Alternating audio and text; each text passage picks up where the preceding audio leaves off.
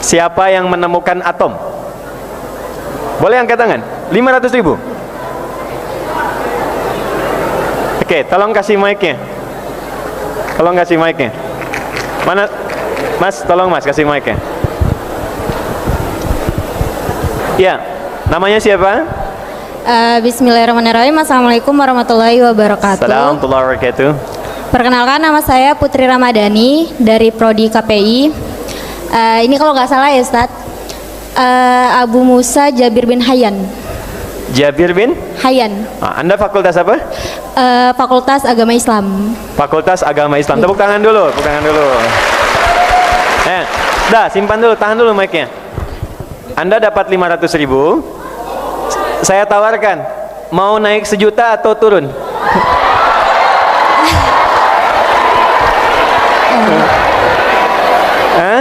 Kalau saya sih mencukuri yang ada aja, yang Mau udah dikasih. cukup 500.000 atau naik 1 juta? Maju ke depan. Udah, biar aja mas. Cukup 500 aja Ustadz. 500 yakin? Ya. Saya naikkan 2 juta.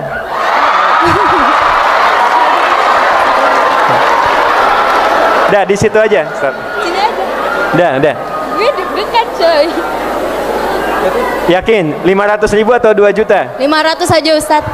Saya naikkan lagi 5 juta.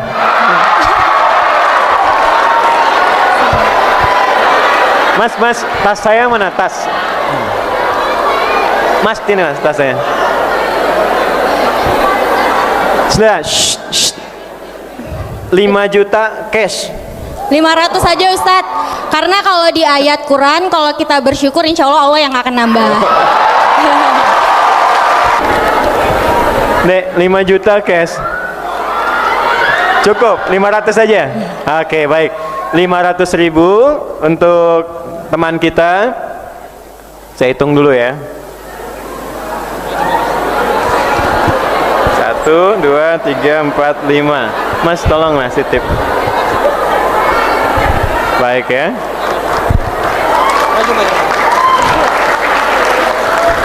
Terima kasih. Jazakallah khairan Ustaz. Padahal pertanyaannya gampang. Jawabannya benar, Jabir bin Hayyan. Pertanyaannya gampang sekali. Bagaimana dan kapan beliau menemukan atom itu sehingga kelak catatannya teruskan di kemudian hari ditemukan oleh John Dalton baru dianalisis. Lihat sini. Jabir bin Hayyan itu memulai dengan Quran. Dan di antara kesenangan beliau itu senang menganalisis, kemudian memilih dengan passionnya di bidang kimia. Maka ketika menghafal Quran mengulang-ulang sampai di surah ke-57. Surah apa namanya?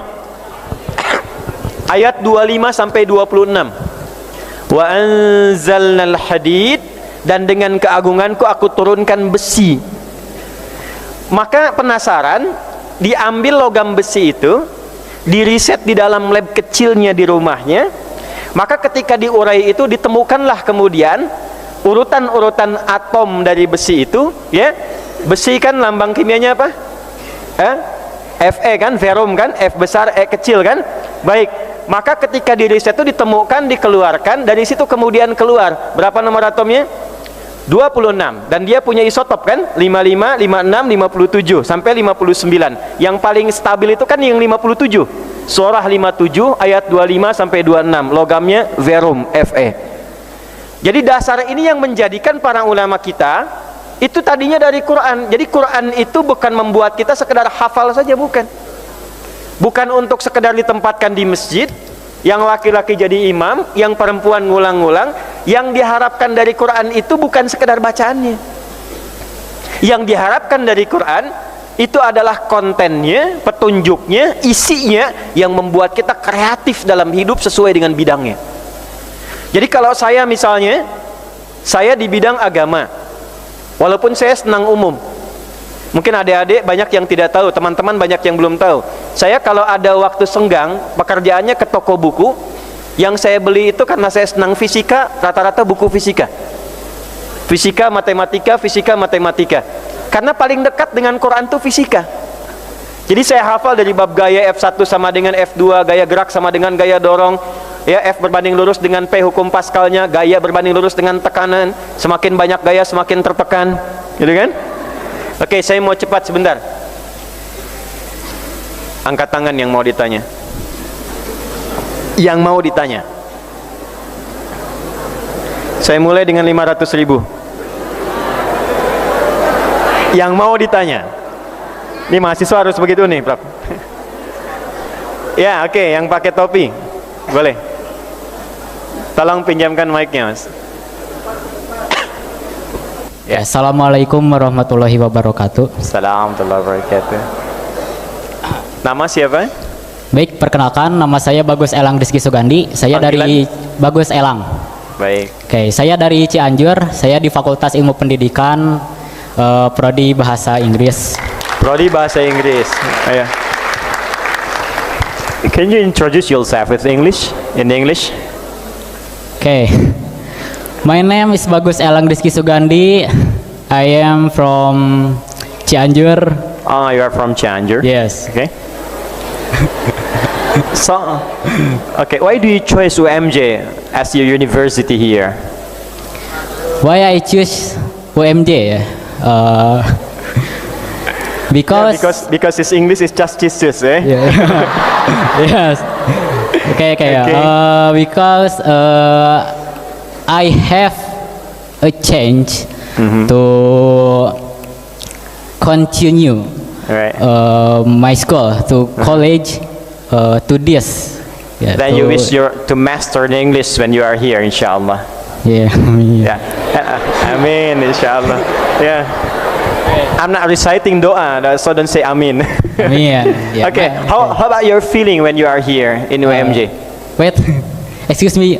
Okay. Excuse me. I'm still. Yes, please. My skill is still broke.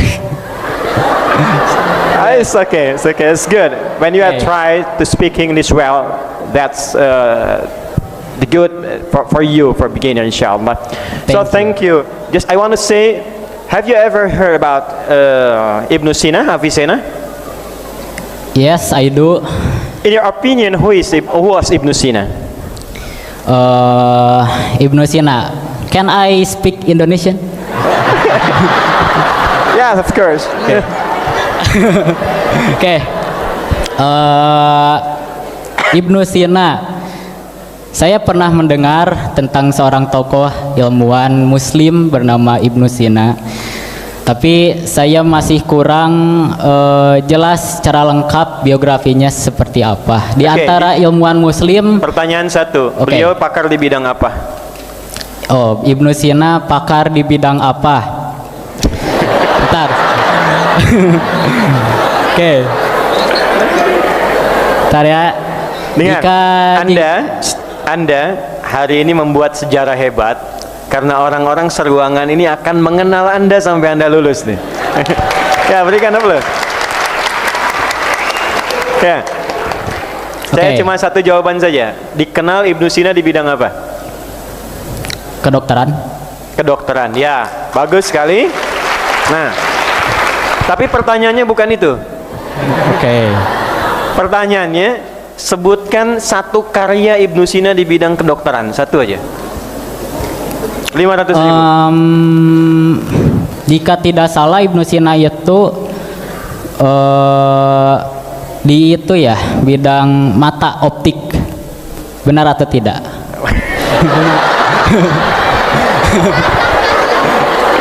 Baik, berikan aplaus dulu untuk kawan kita. Ya, silakan Anda mendapatkan 10% dari jawaban, jadi 100.000 rupiah. Baik, silakan. Boleh maju sini dengan keberaniannya. Ini insya Allah setelah lulus dari UMJ, bahasa Arab, bahasa Inggrisnya bisa cas-cis insya Allah. Terima kasih Bapak. Banyak ya. Oke. Baik, terima kasih. Assalamualaikum warahmatullahi wabarakatuh. Waalaikumsalam warahmatullahi wabarakatuh. Nanti yang jurusan bahasa Inggris, Mas Dika, ya Ustadz Dika, tolong dicatat ya, di notis.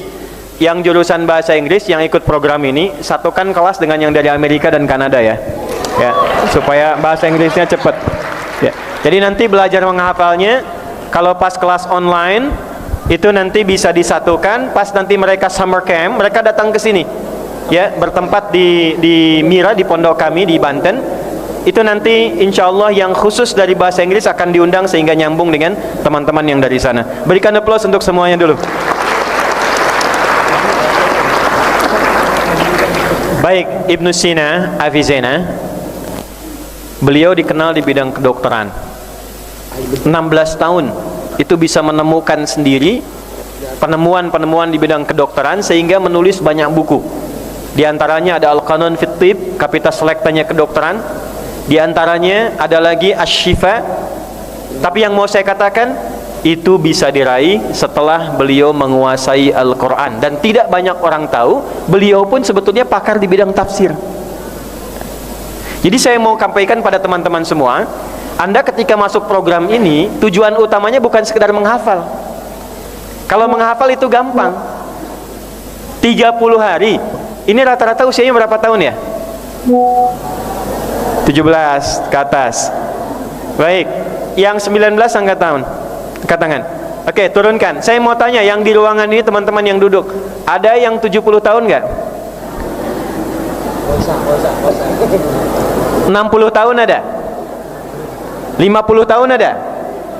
Nggak, saya mau katakan ini yang mau saya katakan. Ada seorang ibu, usianya 50 tahun, hafal Qur'annya 40 hari. Sekarang rekor yang ikut program kami, rekornya masih dipegang oleh seorang perempuan dari Sulawesi, hafal Quran 30 juz 14 hari.